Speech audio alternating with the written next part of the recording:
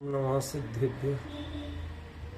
मंगलम भगवान वीरो मंगलम गौतमो गणी मंगलम कुंद कुंदाद्यो जैन धर्मोस्तु मंगलम सर्वमंगल मांगल्यम सर्वकल्याणकारकम प्रधानम सर्वधर्माणां जैनं जयतु शासनम जैनं जयतु शासनम जैनं जयतु शासनम। धर्मानुरागी भाइयों बहनों, परिस्थिति विशेष के कारण हम बिना शास्त्र के ही तत्व चर्चा के रूप में स्वाध्याय का क्रम चालू कर रहे हैं।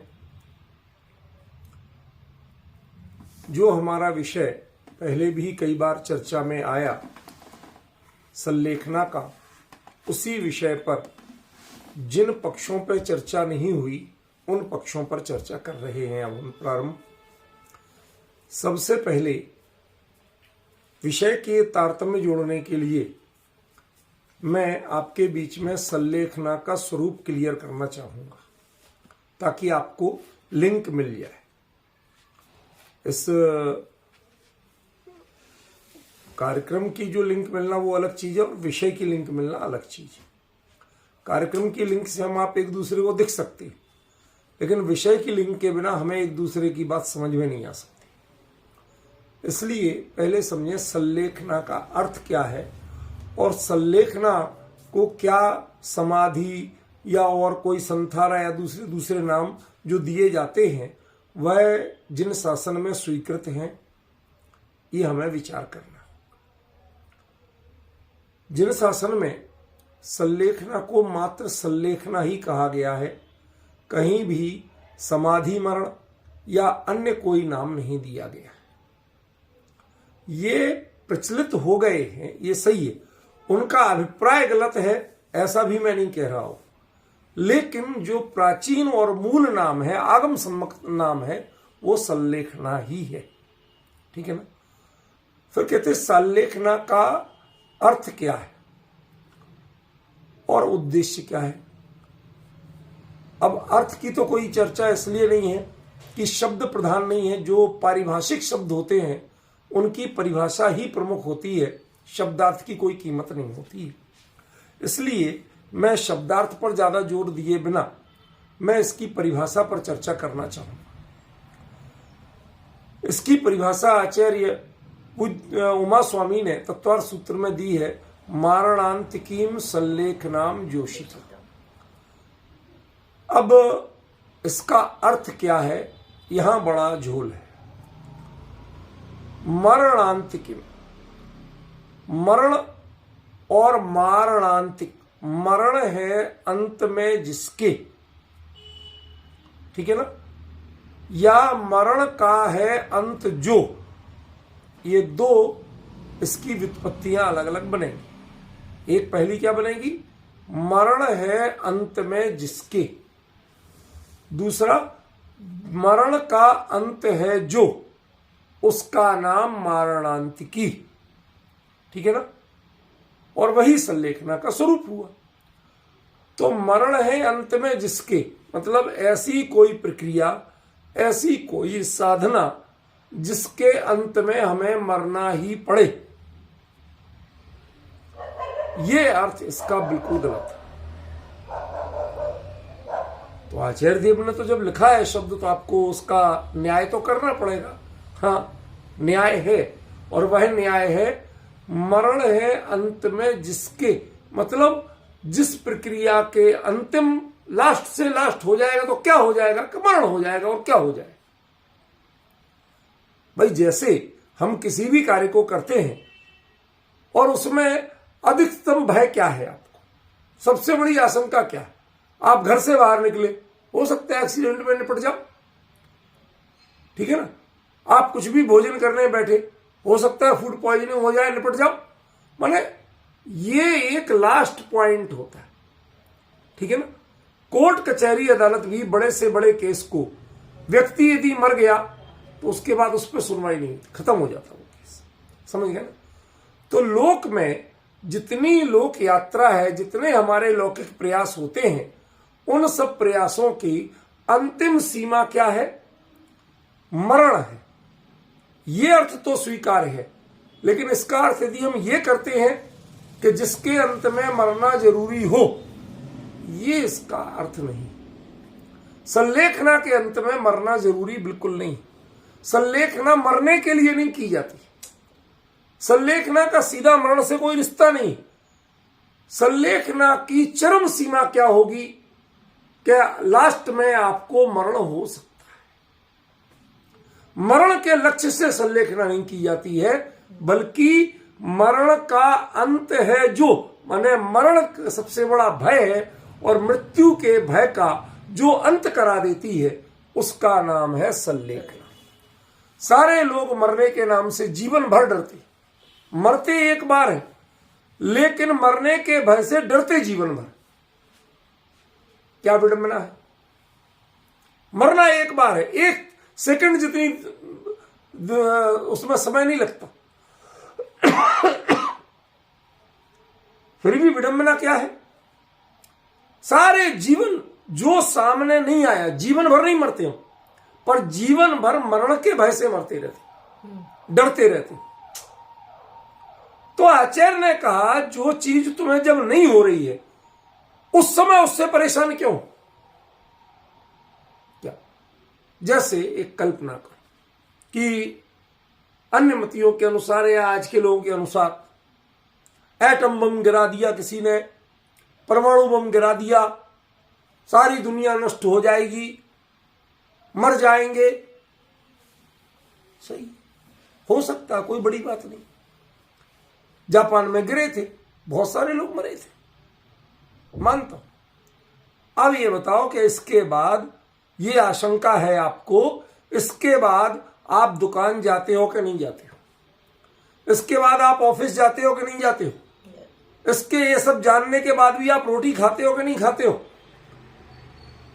कौन सा काम बंद कर दिया? उस मरण के भय को जागृत करके बंद चालू रखा या मरण के भय की उपेक्षा करके चालू रखा? जीवन चलता है मरण के भय की उपेक्षा करने से। यदि मरण का भय हावी हो जाए तो आपका जीवन चल ही नहीं सकता। फिर जो जीवन है ना, वह प्रति समय अनंत मरण के बराबर है। निगोदिया एक श्वास में 18 बार जन्म मरण करता है, और यह जीव, मरण के भय वाला जीव, प्रति समय अनेक बार जन्म मरण का वेदना भोगता है, उसकी आशंकाओं को भोगता है।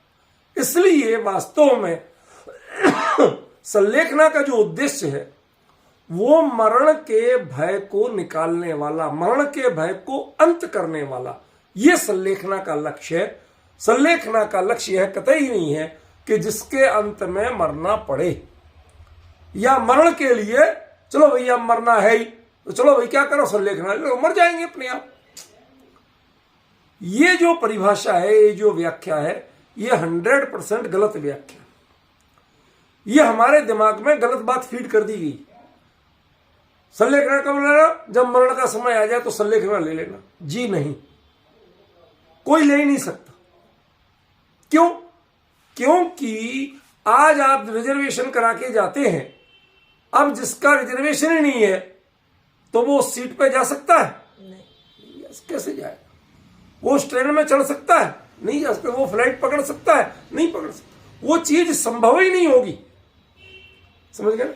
ऐसे ही कोई व्यक्ति यदि ये सोच ले कि हम ऐसे मर जाएंगे, ये तो वो आत्मघात तो हो सकता है। इसीलिए संलेखना के बारे में जो आत्मघात की आशंकाएं चली, वो इसी कारण से चली, क्योंकि आपने संलेखना की गलत व्याख्या प्रस्तुत की।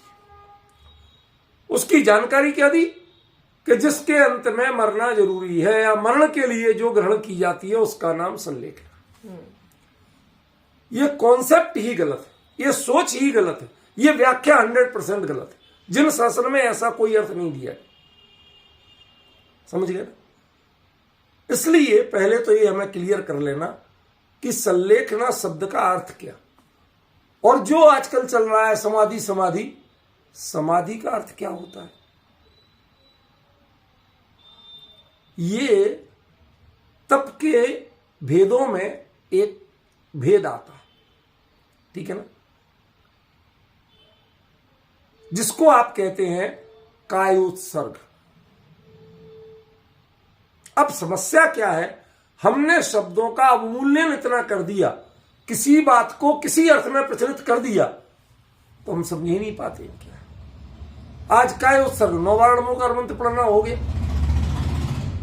अब जब उसका स्वरूप ही बदल दिया, डिब्बा था कोई और, लेवल कोई और लगा था, माल कुछ और भर दिया आपने।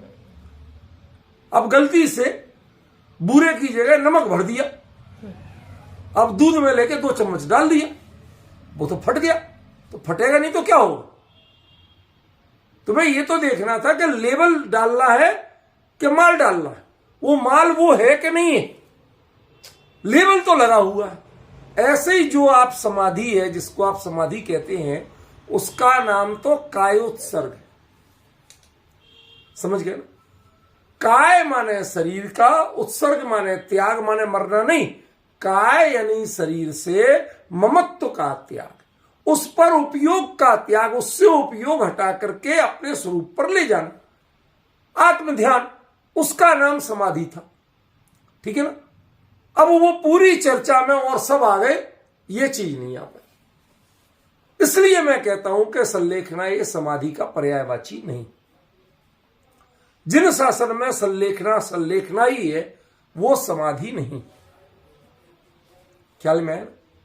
अब ये चलने लगा, ये प्रभाव है अन्य मतियों का। हिंदुओं में कहा जाता है, वैदिक मतानुयायियों में, कि आप उनने क्या ली, उनने तो समाधि ले ली, जल समाधि ले ली, जल में डूब के अपने प्राण त्याग दिए। तो ये जो समाधि है, कोई कहते हैं अग्नि समाधि ले ली, सीता के लिए कहते तो उन्होंने अग्नि समाधि ले ली। ये दरअसल मरने की प्रक्रिया, जो मरने का माध्यम चुनना, क्या वो समाधि है? नहीं। लेकिन ये अन्य मतियों का समझ के आपने उसको मरण से जोड़ लिया, ठीक है ना। अब वो समाधि पूर्वक मरण माने देह से उपयोग हटा करके आत्म स्वरूप पर उपयोग ले जाओ, और इतने में देह छूट जाए तो छूट जाए। समझ में? हम देह की चिंता करते करते नहीं मरे, देह की चिंता छोड़ के मरे। ये तो समाधि मरण का अर्थ मुझे मंजूर है, क्योंकि ये संलेखना से मेल खाता है।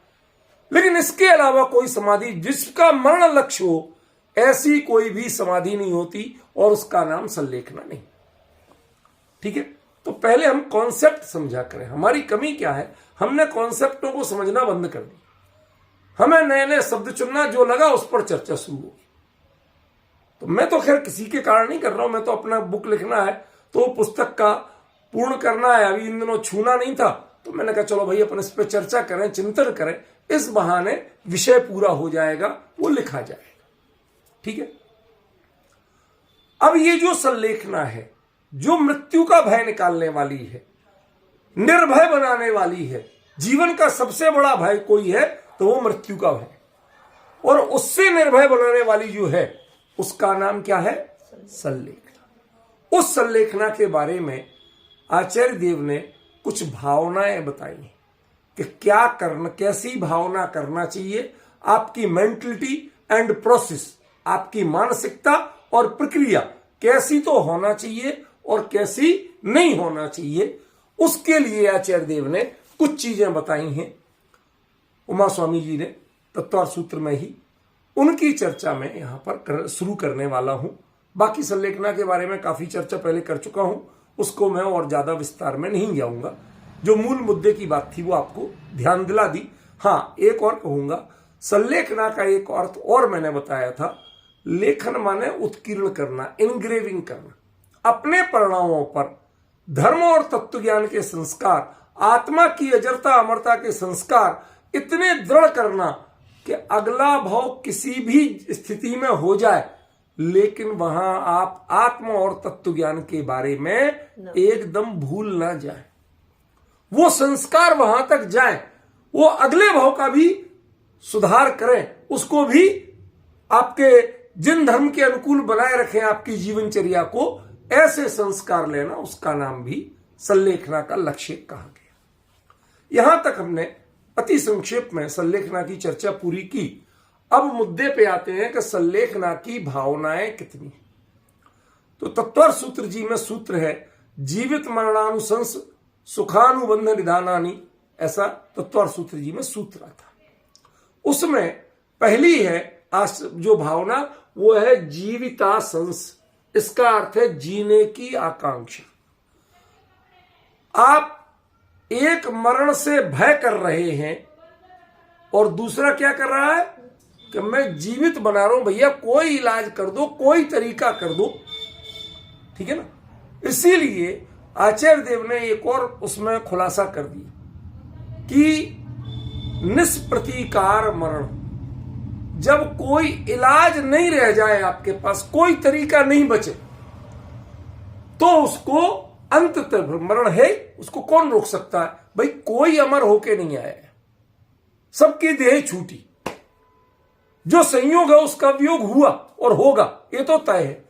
अब जब तक हम तत्व ज्ञान की आराधना करते हुए इस नरदेह की सार्थकता कर सकें तो करो, और जहां नहीं कर सके तो भैया इसकी चिंता छोड़ो, अपनी पोटली उठाओ और चल दो ख्याल में। तो इसके लिए उन्होंने कहा कि जीने की आकांक्षा नहीं करना। भाई क्यों नहीं करना? दुर्लभ मनुष्य भाव, इसमें मरना कौन चाहता। कहते ये नहीं कहा कि आप मर जाओ, जैसे मरने के लिए से भय नहीं करना पाप है, वैसे इस देह में मग्न रहकर जीने की भावना करना भी पाप है। नरभव सफल करने के लिए तत्व चर्चा, तत्व ज्ञान, सम्यक दर्शन, आत्मानुभूति, ये सब तो पॉजिटिव है, लेकिन मैं देह में बना रहा हूं, ये देह मेरे साथ बना रहे, देह का संयोग बना रहा है, कहीं छूट ना जाए, इसका नाम है जीने की आकांक्षा। जीने की आकांक्षा का अर्थ ये नहीं है कि साहब मैं तो जीने नहीं चाहता, मर जाऊं, कभी मर जाऊं, ऐसी भावना नहीं। इसका नाम संलेखना नहीं। क्या है संलेखना? कि जीने की आकांक्षा, हाय राम मैं किसी तरह जी जाऊं। उसके लिए मैंने 5 पॉइंट आपके सामने निकाले हैं इसकी व्याख्या करते हुए। उसमें पहला कारण है देहासक्ति। जब तक इस शरीर के प्रति आपका ममत्व नहीं होगा, आसक्ति नहीं होगी, ये देह बनी रहे, ऐसी चिंता नहीं होगी, तब तक आप जीने की आकांक्षा जैसा पाप नहीं करेंगे।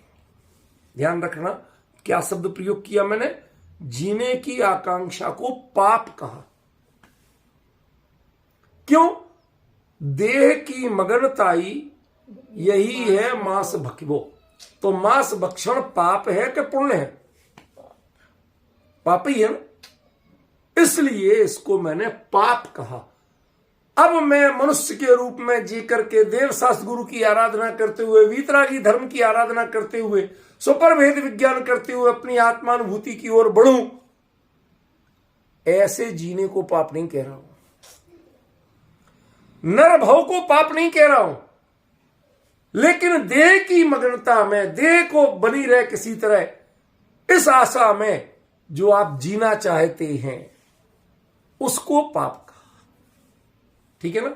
तो पहले क्या है, देह की आसक्ति, उसका लक्ष्य क्या है, जीने की आकांक्षा का लक्ष्य क्या है, कौन सी जीने की आकांक्षा अभिशाप है आपके लिए? इसी देह में कि मैं इस देह में बना रहा हूं, ये देह का संयोग किसी तरह बना रहे। आप हो आत्मा, तो आत्मा की चिंता करो ना, आत्मिक परिणामों की चिंता करो। देह को क्यों बनाए रखना चाहते हो? समझ में आया? ट्रेन में चलते हो तो सीट से भी उतनी ही देर तक मोह करते हो जब तक आपका स्टेशन नहीं आ जाता, लक्ष्य नहीं मिलता। लक्ष्य नजदीक आता है, सामान समेटने लगते हो, अपने आप मोह छोड़ने लगते हो। तो जब आपको अपने लक्ष्य की ओर बढ़ना है तो इस सीट से मोह छोड़ो।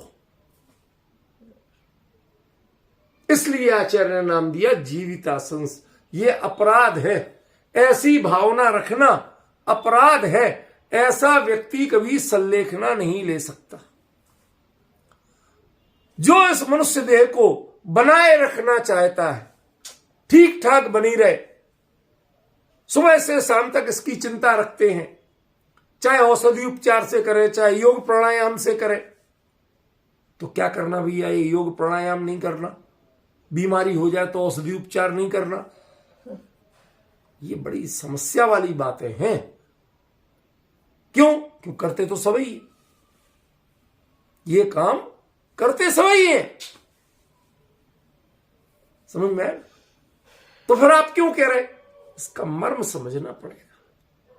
देखो, आपके लिए जो कार्य तत्व की आराधना में, स्वरूप की आराधना में बाधक बनते हो, वो काम नहीं करना। शरीर में बीमारी बढ़े, परिणामों में संक्लेश भाव बढ़े, तो मत करो। थोड़ी से भोजन करो, सात्विक भोजन करो और करो अपनी तत्व का चिंतन। उनका लक्ष्य वो भोग भोगना नहीं है, शरीर का पोषण नहीं है। ये तुम्हें भाई निमित्त नैमित्तिक संबंध तो है ही ना, ये तुम्हारे उपयोग को डिस्टरबेंस का कारण ना बनता। समझ गए? जैसे कोई कहीं पर दो लोग बात कर रहे थे, अब बहुत आवाज आ रही थी, ट्रेन में चल रहे, बात कर रहे, आवाज आ रही, तो आप क्या करते हो? खिड़की को बंद कर देते हो, कांच गिरा दो। थोड़ी देर उमस लगेगी, कोई बात नहीं, कम से कम बात तो सुनाई देगी। तो एक लक्ष्य के लिए, पूर्ति के लिए दूसरे द्वार को बंद करते हो। एक लक्ष्य की पूर्ति के लिए आपने थोड़ा सा कंप्रोमाइज किया। क्या कंप्रोमाइज किया? कि चाहे इस शरीर को थोड़ा सा आहार दिया जाए, चाहे इस शरीर को थोड़ी सी औषधि दी जाए, चाहे इस शरीर से थोड़ी सी एक्सरसाइज कराई जाए। वो 10 मिनट, 15 मिनट, आधा घंटा जो 24 घंटे में हमने समय दिया, और वो समय देके दी बाकी 23.5 घंटे आप शांति से इसकी ओर से निश्चिंत होके तत्व चिंतन आदि कर सकते हैं, तो ये अपराध नहीं है। लेकिन तन का पोषण हो, मसल्स बने, दुनिया आकर्षित हो और मेरे भोग भोगने की शक्ति मजबूत बनी रहे, यदि इसके लिए आप करते हो तो ये देहाशक्ति है।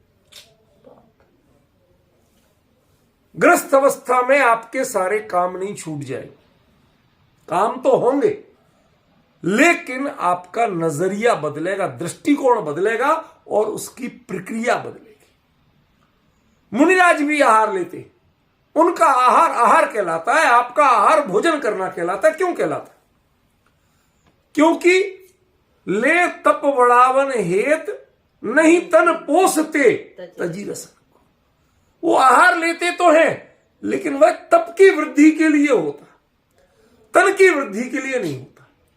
यह समस्या क्या है कि आप जो लेते हैं वो तन की वृद्धि के लिए लेते हैं, तप की वृद्धि के लिए नहीं लेते। इच्छाओं को रोकने के लिए नहीं लेते हैं, आप इच्छाएं और बढ़ाने के लिए लेते हैं। प्लानिंग करते हैं, कल के दिन और क्या करेंगे, इसके बाद और क्या करेंगे। ये जो प्लानिंग करते हैं इसको खतरनाक का पॉइंट समझे कि नहीं समझे आप? बात क्लियर हो रही? तो ये पहला, अभी सब पे दोबारा आएंगे, पहला पॉइंट है देहासक्ति। ये जीने की आकांक्षा के पीछे कहीं इस देह की आसक्ति तो नहीं है। हमारे यहां भी कहा जाता है दीर्घायु हो, ये दीर्घायु हो, लंबी आयु हो। क्यों? इसलिए नहीं कि तुम इस देह में आसक्ति बढ़ाते रहो, इसकी चिंता करते रहो, बल्कि इस ठिकाने पे यदि बैठे हो तो क्या आपकी आकांक्षा होगी? कोई जॉब करता है, रोज रोज जॉब बदलना पड़े, किसी मकान में 2 महीने इस मकान में, 3 महीने उस मकान में, फिर 2 महीने, ये रोज रोज का सामान उठाए डोलना कोई बड़ी अच्छी बात तो नहीं है। इसमें बहुत टाइम खराब होता। एक देह छोड़ के दूसरी देह में आप सम्यक दर्शन के पात्र बने, तत्व चिंतन के पात्र बने, इसके लिए कितना समय जाएगा आपको पता है? कम से कम 8 साल जाएंगे। दोबारा मनुष्य भाव मिला भी तो कम से कम 8 साल तो जाएंगे ही जाएंगे। अब ये 8 साल में कितने दिन कितने महीने, कितने दिन, कितने घंटे, कितने मिनट, कितने सेकंड। हे भगवान, जब इतना चिंतन करोगे, इतना कैलकुलेशन करोगे, तो आपको लगेगा भैया ये इससे तो यही बना रहा है, हमने इतना बड़ा नुकसान कितनी सी बात के लिए। चलो भाई बदल लेते हैं। अरे बदलने की बातें कहना बहुत आसान है, ये सामान उठा के यहां से पैक करना, पहले तो 15 दिन पैकिंग में लगेंगे, टूट फूट ना हो जाए, फिर ट्रांसपोर्टेशन में लगेंगे, फिर दूसरा घर ढूंढ के उसमें जमाने में लगेंगे। तुम्हारा 1.5 महीना खराब हुआ, 1.5 महीने की कीमत जानते हो अपनी, कितना लॉस किया। ऐसे ही आपने ये देह छोड़ करके दूसरे देह में दुकान जमाने में कितना समय जाएगा, कितने समय तक आप तत्व चिंतन से दूर होंगे, कितने समय तक आप जो मनुष्य भाव की सार्थकता के कार्यों से दूर होंगे। उस अपेक्षा से जीवित रहो, दीर्घायु रहो, इसको अच्छा माना गया, आशीर्वाद माना गया। लेकिन दूसरे लोग किस भाव से आशीर्वाद देते हैं और तुम किस भाव से जीवित रहना चाहते हो, इन दोनों में बहुत बड़ा अंतर है। ख्याल में आया कि नहीं है?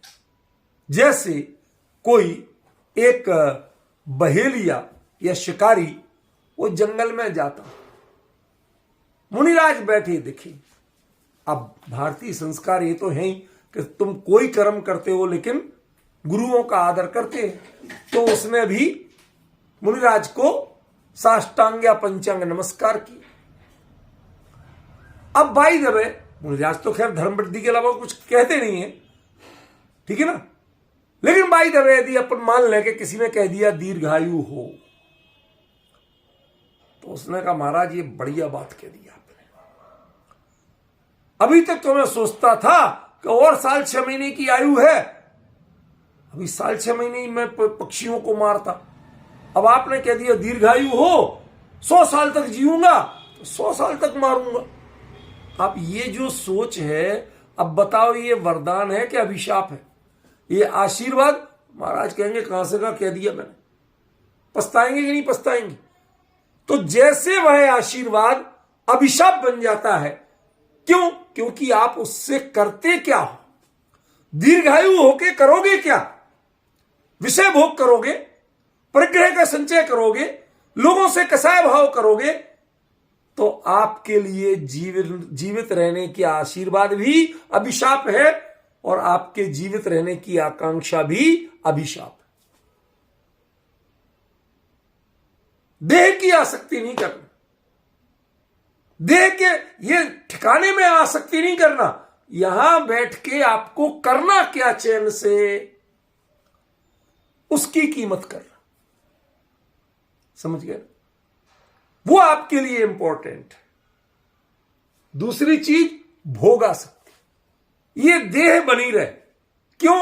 ताकि मैं अनेक तरह के भोग भोगता हूं। ये देह स्वस्थ बनी रहे ताकि मैं अधिकतम भोग भोग सकूं। बीमारी में तो मूंग की दाल का पानी मिलता है, लेकिन जब तबीयत ठीक हो तो हलवा कचौड़ी मिलती है। ये जो राजसी भोग, ये जो गरिष्ठ भोजन, जो विषय कसाय को बढ़ाने वाले हैं, उनकी आसक्ति के लिए यदि आप जीने की आकांक्षा रखते हो, देह को बनाए रखना चाहते हो, उसे स्वस्थ चंगा बनाए रखना चाहते हो, तो भाई साहब ये संलेखना की भावना की दृष्टि से ये अभिशाप है। संलेखना का साधक 1 सेकंड को भी नहीं सोचता कि ये देह बनी रहे, कि वो चली जाए, संयोग छूट जाए, ये भी नहीं चाहता, और न ये बनी रहे, ये भी नहीं चाहता। क्यों? क्योंकि उसका गोल, उसका लक्ष्य कुछ और है। उसका लक्ष्य देह है ही नहीं, उसका लक्ष्य इस देह का संयोग है ही नहीं।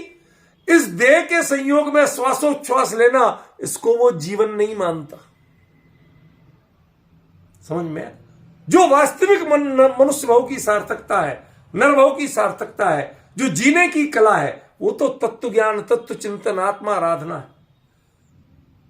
वो करो, उसका निषेध नहीं किया, उसको अभिशाप नहीं कहा, लेकिन ये देह किसी तरह बनी रहे और मैं इसको बनाए रखूं ताकि विषय भोग भोग सकूं। तो ऐसी जीने की आकांक्षा वह आपके लिए अभिशाप है, पाप है। आपके ऐसे भाव रहते हुए कभी संलेखना हो नहीं सकती। ठीक है। तीसरा पॉइंट, यह लोक का भय, यह लोक का लोभ। इस लोक में मैं बना रहूं। क्यों? अच्छा, आपसे एक बात पूछूं, नाराज तो नहीं होगे? ये आप लोग मेरा डायलॉग समझ लेंगे, लेकिन ये बात तो कहता मैं बहुत सोच समझ के हूं, यूं ही नहीं कहता। आप लोगों ने आज तक कभी ये कोई रिसर्च की है कि यदि ये देह छूट जाएगी तो आपकी क्या गति होगी?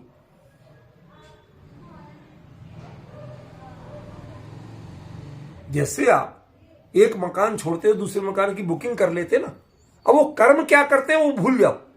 आपको पता है आपने कुछ बुकिंग की है?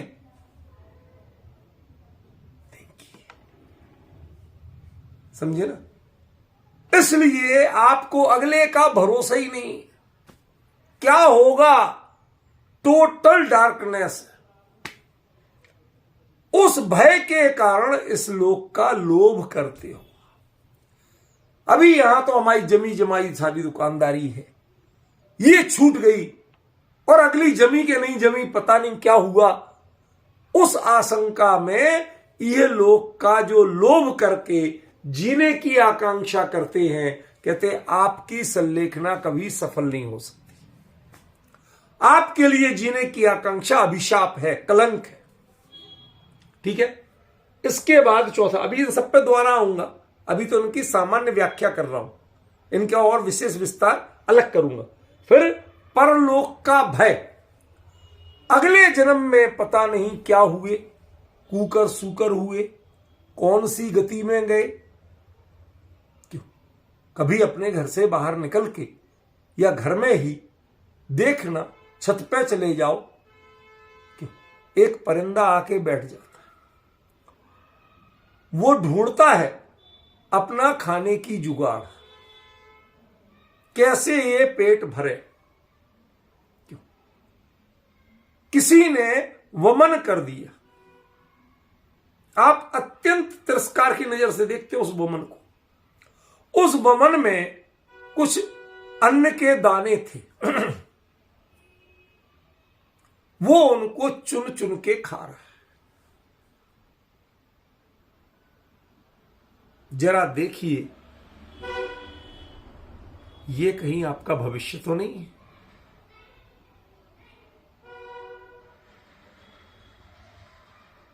यदि देह की आसक्ति में प्राण छूटे तो नतीजा क्या होगा? देह की रक्षा के लिए, देह की पूर्ति के लिए आपको वमन में से बीन बीन के खा के अपना पेट भरना पड़ सकता है। एक पौधा आपने लगाया, जून की लू से लेकर दिसंबर की ठंडस तक, उसके पत्तों की हालत देखते। आप दिन भर एसी में और अपने कभी हीटर कभी कूलर एसी चला के रहते हो, उसको देखते हो वो क्या सहता है। कहीं ऐसा सहना पड़ा, भयंकर ठंडक और भयंकर गर्मी, हिल के जा नहीं सकते, छतरी ले नहीं सकते, छाया कर नहीं सकते अपने ऊपर, गर्म कपड़े ओढ़ नहीं सकते अपने ऊपर। कुछ समझ रहे हो मैं क्या कह रहा हूं? ऐसी आशंका जब हम देखते हैं जगत के जीवों की प्रणति, उन देहियों का स्वरूप जो देह में मग्न है उनका नाम देही, समझे? जो गेह में मग्न है उनका नाम गेही। उनका स्वरूप जब देखते हैं तो हमें डर लगने लगता है, भाई कहीं ऐसी गति हुई, ऐसी दुर्दशा हुई, हमारे तो होश फाख्ता हो जाते, हाथ पैर कांप जाते हैं, रोमांच हो आता है, ठंडा पसीना निकलने लगता है। घबरा के हम कहते भाई इससे अच्छा तो यहीं बने रहो, गरीब हैं जो कुछ है यहीं बने रहो भाई साहब। अभी तो अगला जन्म पता नहीं कहां होगा। आज आप टाटा बिरला अंबानी चक्रवर्ती कुछ भी बने रहो, अगले भाव में कहां जाओगे उस समय तुम्हारे ये पुण्य काम नहीं आएगा और ना ये परिवारजन काम आए। समझे कि नहीं? ये सब जानते हैं, इसलिए परलोक का भय रखते, घबराते, पेट का पानी खराब होता है, अरे भाई साहब परलोक में पता नहीं क्या हो। इस भय के कारण जीने की आकांक्षा, जैसे है इसी में रह लो, इसी में टाइम बिता लो, जितना और टाइम निकल जाए। क्यों? हमें अपने परिणामों पर भरोसा नहीं, अपने पुण्य पर भरोसा नहीं, अपने चरित्र पर भरोसा नहीं। निरंतर दीनता में जिए। समझ गया? भरत अच्छी तरह पता है कि हमने पूरे जीवन में कोई भले परिणाम नहीं किए, इसलिए परलोक का भय सताता है। क्या होगा? जैसे चोर को पकड़े जाने का भय सताता है, कहीं पुलिस की पिकेट देखता है तो उसके पेट में उलझने लगता है, पानी बरोड़े होने लगती हैं, ऐसे ही इसको जो ही मृत्यु के कोई संसाधन दिखते हैं, इसको भय सताने लगता है, जीवित रहने की आकांक्षा पैदा होने लगती है। ये संलेखना का बाधक तत्व है। और आखिरी पॉइंट कहा, आत्मा की अविनश्वरता का अश्रद्धान। क्या करते हो आप?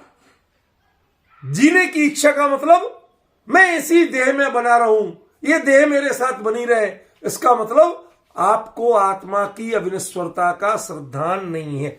आपने समय सार पढ़ा तो है, पढ़ाया तो है, सुनाया तो है, लेकिन मैं किसी का नाम नहीं लेना चाहता, पर कई विद्वानों की, कई महाराजों की, जो आजकल के तथाकथित ना, उनकी गतियां देख चुका हूं अंत समय की, परिणतियां देख चुका हूं अंत समय की।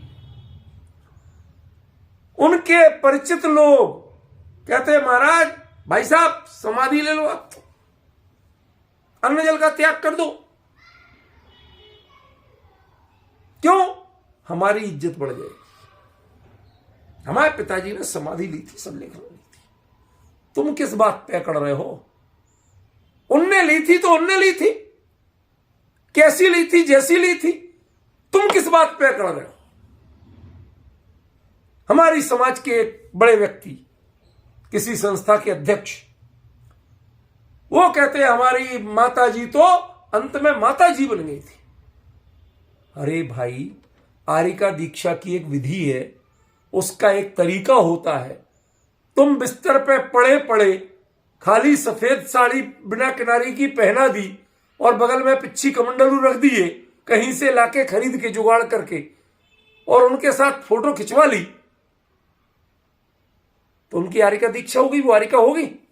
आपने एक नाम भी दे दिया कि फलामती माता जी हो गई। क्या मजाक बना रखा है। अपने मान कसाई की पूर्ति के लिए दूसरों को, हम बुजुर्गों को संलेखना का नाटक करने लगे हैं। ये बहुत, वो जीना चाहता है और आप कहते हो उसको अन्न जल का त्याग करा दो। भाई साहब, अन्न जल का त्याग कराना संलेखना नहीं। कॉन्सेप्ट समझो पहले। वो अन्न जल का त्याग नहीं होता है, वो परहेज होता है। उसकी चर्चा आगे अलग करेंगे प्रकरण में, पहले कर चुका हूं और आगे करूंगा, अभी का विषय नहीं है वो। समझिए, आपको पहले आत्मा के विनश्वरता का श्रद्धान होना चाहिए। हमारा कुछ घटने वाला नहीं है, मैं ज्यों का त्यों रहने वाला हूं, मैं तो आत्मा हूं। देह रहे या जाए, इस देह में रहूं या उस देह में रहूं, मेरे लिए, मेरे स्वरूप में कोई हानि होने वाली नहीं है। ऐसा दृढ़ श्रद्धान है क्या आपको? और ऐसा दृढ़ श्रद्धान जिसको होगा, क्यों वह जीने की लालसा करेगा और क्यों मरण का भय करेगा? समझ में आए? ये समस्याएं तब पैदा होती हैं, ये जीने की आकांक्षा। ध्यान रखना, मेडिकल साइंस में एक टर्मिनोलॉजी चलती है। वो कहते हैं कि उस व्यक्ति को कोई ठीक नहीं कर सकता, कोई बड़े से बड़ा वैद्य हकीम, कोई दवाई ठीक नहीं कर सकती, अमृत भी ठीक नहीं कर सकता, यदि वह व्यक्ति खुद जीना नहीं चाहे तो। उसके मन से हौसला निकल जाए, आकांक्षा निकल जाए कि मुझे जीना है, तो उसे कोई ठीक नहीं कर सकता। वो निरंतर डिप्रेस्ड रहे, तो वो अधमरा लाश की तरह पड़ा रहेगा। कहने को सांस चल रही है लेकिन वो मुर्दे से बुरा है। समझ गया? क्या ऐसी स्थिति कोई चाहता है? नहीं चाहता। तो उन्होंने कहा कि मेडिकल साइंस कहती है जीने की आकांक्षा, जीने की इच्छा, जीने की लालसा बनी रहना, कहते हैं बहुत अच्छी बात है।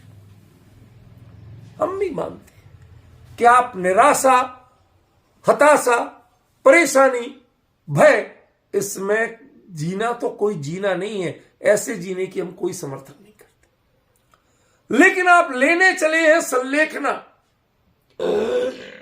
लक्ष्य आपका है आत्मस्वरूप का चिंतन, और आपका उपयोग कहां भटक रहा है कि देह किसी तरह बनी रहे। देखो आपको एक दृश्य बताता हूं। एक व्यक्ति ने संलेखना ली, शांत पड़ा है। अब उसे बाय द वे कैंसर था या कोई भी बीमारी थी। अब 50 लोग आ रहे। एक व्यक्ति यदि ये सुनाता है, भाई साहब एक कैंसर की नई दवाई आई है, तो उसका उपयोग ऐसे जागृत होता है, ऐसे जागृत होता है। क्या पिताजी क्या कह रहे हैं, जरा पूछो, लिख लो, इसकी दवाई कौन सी बता रहे हैं, ये एक्शन होगा कि नहीं होगा। ये क्या बता रहा है कि आप संलेखना नहीं ले रहे, जीने की आकांक्षा पर आपका ध्यान है। ये देह बनी रहे, सारी चिंता का विषय ये है। साहब वो तो बिल्कुल चुपचाप पड़े थे, ऐसे नमोकार मंत्र सुनते पड़े थे। अरे नमोकार मंत्र तुम सुना रहे थे, वो सुन रहे थे, इसकी क्या गारंटी है। वो पंच परमेष्ठी का चिंतन कर रहे थे, इसकी क्या गारंटी है कोई थर्मामीटर आपके पास? अब पॉइंट समझ में आ रहा कि नहीं आ रहा क्या कह रहा हूं? है कोई थर्मामीटर? आप सुना रहे हैं, ये तो दुनिया को दिख रहा है, पर आप भी किस भाव से सुना रहे हैं, और अगला सुन रहा है कि नहीं सुन रहा है, उस समय क्या सोच रहा है, इसकी कोई गारंटी नहीं। ये सारी संलेखना की प्रक्रिया, चाहे हम पाठ सुनाएं, चाहे वैयावृत्ति करें, चाहे तत्व चर्चा करें, चाहे विषय भोग के सामग्री त्यागें, ये सब सार्थक कब है कि जब जीने की आशंसा मन में से निकले, हमारे उपयोग में से निकले। यदि ये बनी हुई है तो आपके कोई लाभ नहीं। चाहे आप खूब नमोकार मंत्र सुनो पूरे 2 दिन, 4 दिन, 6 दिन, जब तक देह नहीं छूटे, लगातार सुनते रहो, कोई लाभ नहीं। लोग खूब सैकड़ों लोग आके तो चर्चा करें, आप नमोकार मंत्र नहीं सुनो, समय सार की गाथाएं सुनो, अहमेक को खलु शुद्धो सुनो, तो क्या हो जाएगा? किसको समझ में आ रहा? जब होश सही सलामत रहते हुए समझ में नहीं आई ये गाथा, इसका मर्म, तो अब क्या समझ में? यदि उस समय समझ में आ गई होती तो इस समय किसी के समझाने की जरूरत नहीं पड़ती। हम अपने आप को स्वयं संभाल लेते। आज किसी की जरूरत पड़ रही है, इसका मतलब जीवन में कभी समझ नहीं पाए। यदि समझ लिए होते तो भी आपकी जरूरत नहीं पड़ती। आप आओ या नहीं आओ, हम अपना परिणाम स्वयं संभाल लेंगे। इसका नाम संलेखना। इसीलिए मैंने लिखा था कि संलेखना दिलाई नहीं जाती है, ली जाती है। आजकल क्या हो गया, संलेखना दिला दो साहब। तो कहते निर्यापक क्यों ढूंढते? निर्यापक संलेखना दिलाने के लिए नहीं ढूंढते। मैं कहीं संलेखना करते की साधना करते समय कहीं देहाशक्ति, भोगाशक्ति, किसी तरह परिणाम में कमजोर पड़ूं तो अगला व्यक्ति अलर्ट रह के सावधान मुद्रा में मुझे सचेत करे, देखो भाई पटरी से गाड़ी उतारो मत। अरे आप अपने लिए टोका टाकी मंत्री को तैयार करते हो? ये आज की जितनी लड़कियां हैं, ये ऐसी ससुराल ढूंढती हैं जिसमें सास नहीं हो, ननद नहीं हो, जिठानी तो हो ही नहीं। समझ गए ना? क्यों भैया? इसलिए नहीं कि ये काम की नहीं होती, बेचारी वो भी सब काम करती हैं, उनका भी लाभ है, लेकिन इनको सबसे ज्यादा नापसंद है टोका टाकी।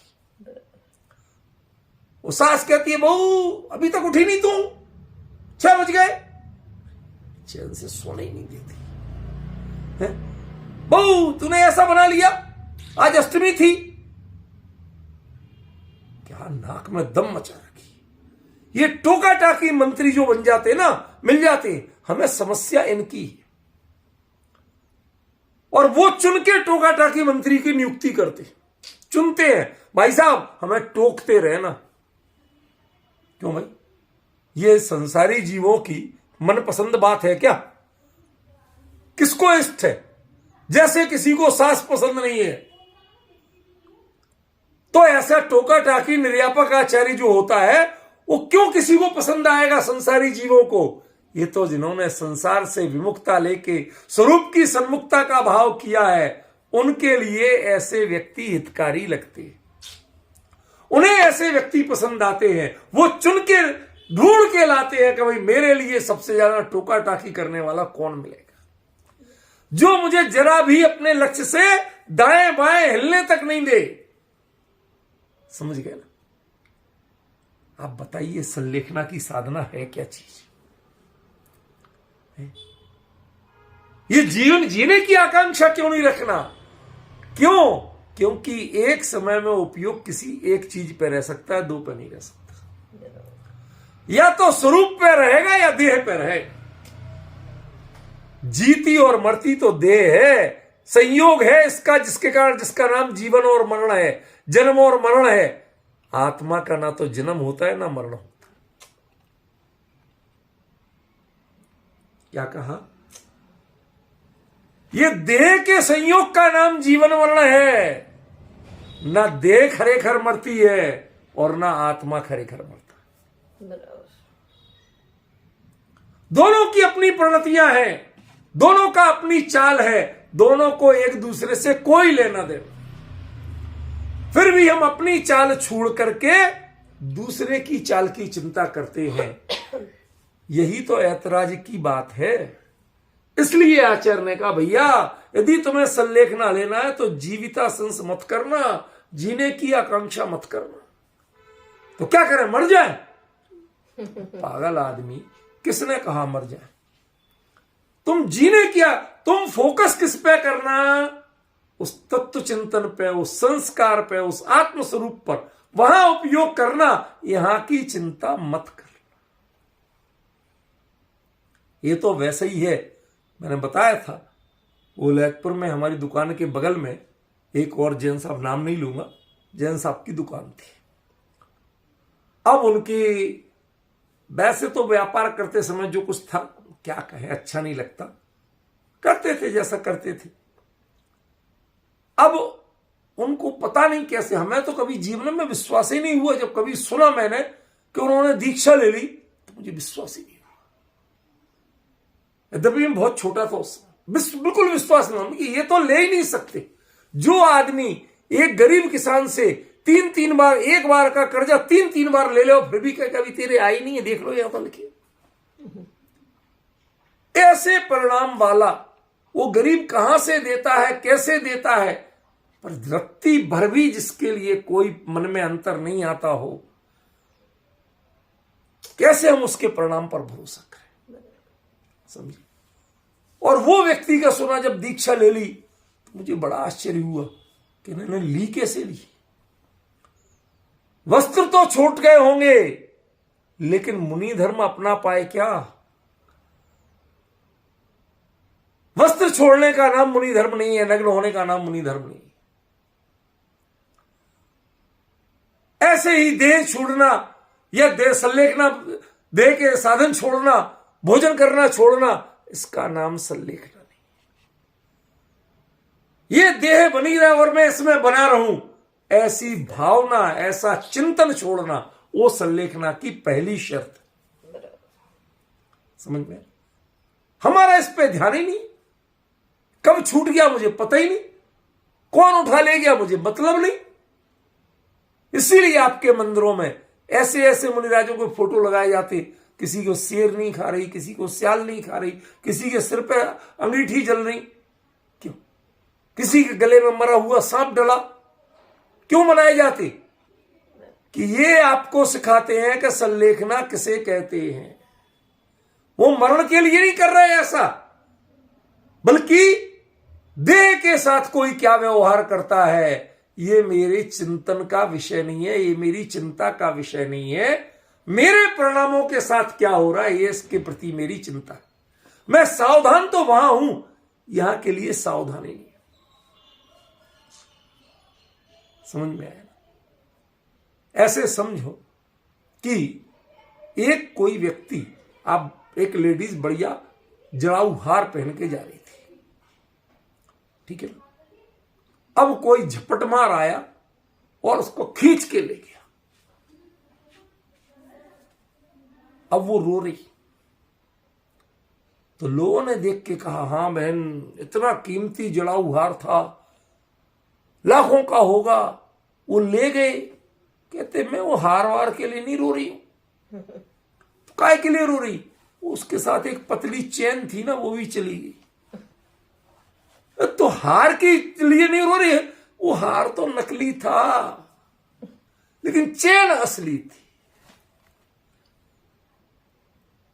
इस मनुष्य जीवन की हार क्या है? संसार का बढ़ना, अरे नरदेह की यह हार है। ये हार चला जाए, संसार की वृद्धि चली जाए, इस पर हमें खेद नहीं है, लेकिन मेरा चैन चला गया, मेरा निराकुल स्वभाव चला गया, मेरे परिणामों की निराकुलता चली गई, इसका मुझे बड़ा खेद है। दृष्टांत भी अपने आप बन जाते हैं कभी कभी, उसके शब्द भी अपने आप बन जाते हैं, कोई चुन चुन के नहीं लाता हूं क्या। जिसमें आपका मनुष्य भाव हारता है, उसके जाने में जिसको खेद नहीं हो, लेकिन जिससे मनुष्य भाव की सार्थकता है, वो परिणाम मेरे नहीं छूट जाए, तो एक समय में एक ही चीज संभाली जा सकती है, या तो जीने की स्थिति संभाली जा सकती है, या परिणामों को संभाला जा सकता है। संलेखना का साधक परिणामों को संभालता है, जीने की परिस्थितियों को नहीं संभालता। जीने की परिस्थितियों की अनुकूलता प्रतिकूलता आप देखो, जितने लोग जुड़े हैं संलेखना के लिए, वो चिंता वो करें, मेरी चिंता का विषय ही नहीं। सारे लोग इसकी औषधि उपचार की चिंता करें तो करें, लेकिन संलेखना का साधक अपने औषधि उपचार की, आहार की चिंता करता नहीं।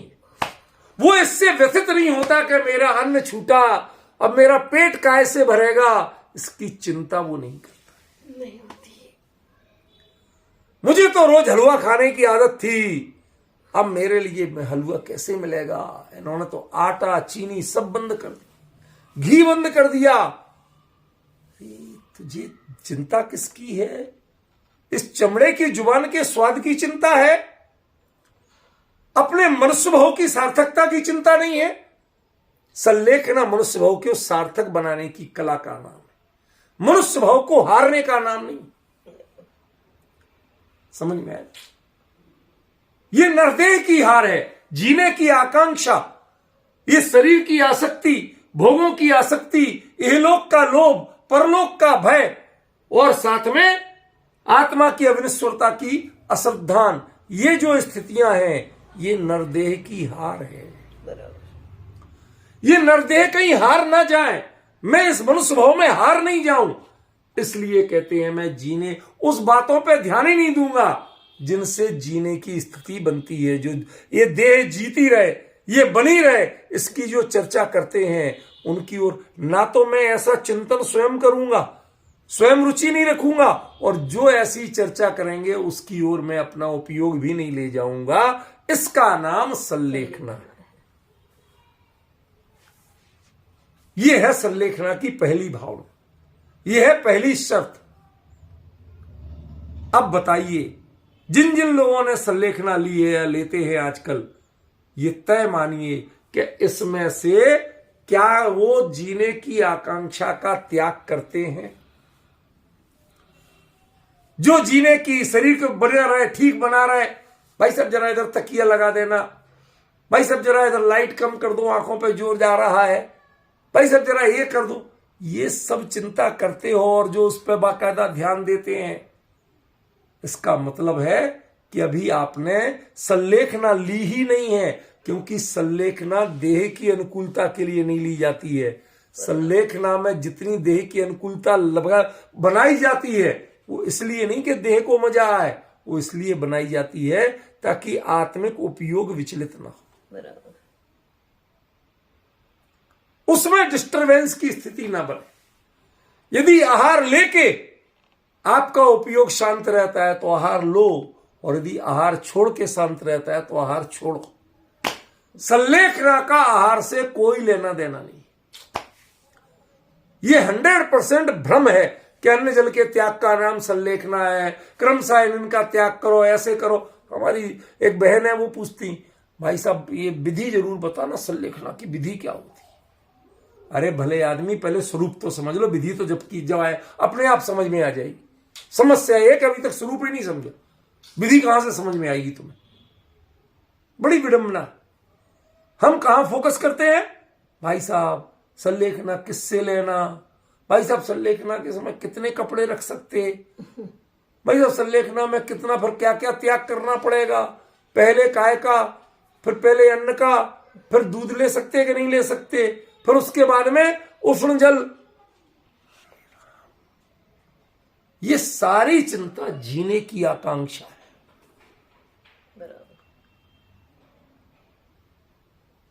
आप इनसे बचने की कोशिश करो और स्वरूप में सावधान रहने की कोशिश करो। यदि इनकी जो संयोग है वो आपके स्वरूप की सावधानी में बाधक बने, तो जैसे आप शांति से पढ़ते हो और बच्चा हल्ला करता हो, पापा 5 रुपए दो हमें आइसक्रीम खाना, और कान खाए जा रहा, तो आप 5 के 10 फेंकते, ले जा, चल नहीं है खुलने मेरे पास तो 10 ले जा, लेकिन मेरी जान छोड़ यार, मुझे पढ़ने दे तो। ऐसे इस देह को कुछ हो जाए तो हो जाए, ले, लेकिन मेरा उपयोग अपने स्वरूप में रहने दो, तेरा डिस्टरबेंस मुझे बर्दाश्त नहीं। तू जा यहां से, जा माने देह का त्याग करो ये नहीं, तू जा यहां से माने देह का विकल्प मेरे उपयोग में से जा।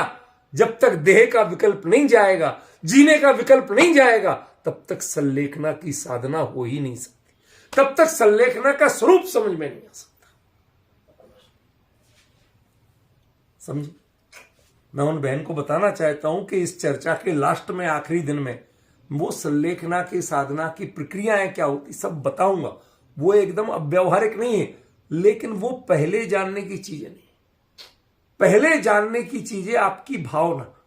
कोई व्यक्ति कहे भाई मुनि दीक्षा कैसे होती है, सारी प्रक्रिया सिखा दो हमें, क्यों हमें मुनि बनना है। कहते बावड़े, मुनि दीक्षा होती है वैराग्य से। पहले वैराग्य की वृत्ति को पहचान, पहले संसार, शरीर और भोगों से अत्यंत वृत्ति तो मन में ला। दीक्षा देने वाले और व्यवस्था करने वाले हजारों मिल जाएंगे, और ये वृत्ति जब तक नहीं आई तो लोग पकड़ पकड़ के, मूड़ मार के तेरे को बाल उखाड़ के मुनि बना भी देंगे, केस लॉन्च करा भी देंगे, तो भी तू मुनि नहीं बन पाए, मुनि धर्म जीवन में नहीं आ पाएगा। इसलिए आप साधनों पे नहीं, साधना पे ध्यान देना सीखो। और उसका पहली शर्त क्या है कि जीने की आकांक्षा नहीं करना। अरे साहब आपने तो बड़ी कठिन बात कह दी, जीने की आकांक्षा नहीं करना। हाँ। समय सीमित है, 2 में से एक काम आपको कह रहे आचार्य, या तो देह के बचे रखने की चिंता करो, या परिणामों में धर्म के बचे रहने की चिंता करो। क्या चाहिए आपको, तय करो। 2 में से एक कर सकते हो, दोनों चीजें कर सकते हो। समझिए ना? तो क्या छोड़ना पड़ेगा कि जीने की आकांक्षा रूप जो दुर्भावना है, खोटी भावना है, गलत विचार है, पहले इसको छोड़ के आओ, तब हम संलेखना देंगे। उसके बिना संलेखना नहीं। समझिए? कितने कपड़े रख सकते संलेखना वाले, कि तुमने हमेशा साधनों ही पे क्यों चिंता करती। आचार्य कह रहे पहले इनकी चिंता करो, तुम ये छोड़ के आओ। तुम कहते सिले कपड़े रख सकते संलेखना वाला या बिना सिले, ये भगवान सारी चिंता, सब चटाई पे सोना पड़ेगा कि तकिया तो ले सकते कि नहीं ले सकते। अरे ये सब देह, जो तकिया लगती है वो देह में लगती है, आत्मा को नहीं लगती है। वो सहारा है तो देह का है। तुम्हें देह में जो उपयोग ही नहीं रखना है तो देह के सहारों की चिंता क्यों कर रहे हो। आपके परिणामों के लिए किसका सहारा चाहिए। क्यों शुद्धात्मा रूपंच गुरु जग में शरणा दो। आप एक निजात्म स्वरूप और एक पंच परमिष्ठी, इसके अलावा किसी का सहारा मत लेना। ख्याल में, ये पहला पॉइंट है जीने की आकांक्षा। कल इसके उपसंहार के बाद फिर दूसरा पॉइंट शुरू होगा। आज का समय हो गया, यहीं तक।